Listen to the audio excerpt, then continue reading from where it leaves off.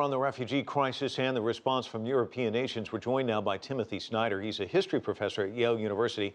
He's also an editor of the book, The Wall Around the West, which looks at the issue of state borders and immigration controls. And Timothy, thanks so much for joining us and offering us your expertise on this issue.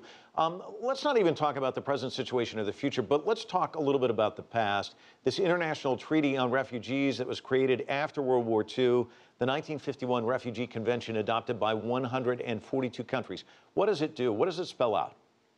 It spells out the difference between a refugee and other kinds of migrants. It defines a refugee as someone who has a legitimate fear of political or other kind of repression if he or she returns to his country. This was very important for Europe and the world after the Second World War.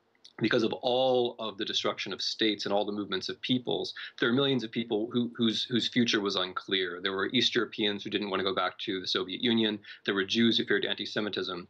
The definition of a refugee created a tool by which those people could be defined and by which they could be given certain rights.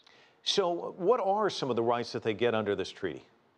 If you are regarded as a refugee, this means that you have access to the legal system of the country where you've arrived. It means that you cannot simply be deported for having crossed the border illegally. It means that you get some kind of access and some kind of a chance to prove that you might be politically persecuted should you return. Now, why do you think Germany is such a draw for these refugees? Well, the German response, I think, is conditioned by the fact that the Germans, more than anyone else in Europe, have thought a good deal about the 1930s and the 1940s. They are aware at some level that the Second World War and indeed the Holocaust began with refugee crises, which were instigated in large measure by Germany itself. That history is very much alive to them. That matters for the Germans. From the point of view of the refugees, what matters is that the German Prime Minister has announced that Germany is actually capable of absorbing refugees. Germany also has an economy which needs workers. So those things are clear from the point of view of the refugees. What kind of a strain does this put on these host nations? I mean, I'm hearing from one source today that perhaps Germany is going to have to take some of the money that they have funneled for next year and move it to this year because of this influx of refugees coming into the country. I mean, how tough is it for some of these countries to respond from a financial standpoint?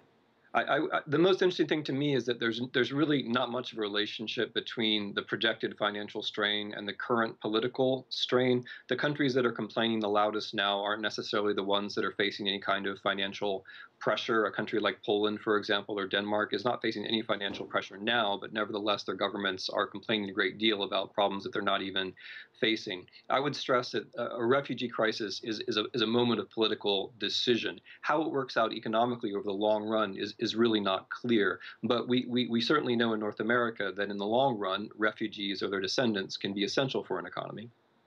So I mentioned in the introduction that you were involved with this book, The Wall Around the West, State Borders and Immigration Controls in North America and Europe. So obviously, you know a great deal about this subject matter. So I'm wondering, as you watch this crisis, you undoubtedly look at it differently than the rest of us. What are you seeing where you can point to it and say, well, that's not a surprise? And what are some of the things that are surprising you? Well, what's not a surprise is the challenge to the European Union. So that the European Union is based on the idea that there's an external border, and outside that external border there are different rules, and inside that external border there are European rules. And those European rules are generally very nice things. The price of having such a nice European Union has been an external border. The crisis that we're facing now is the question of what happens when very large numbers of people penetrate into Europe. And that raises the question of the core European value, which is solidarity.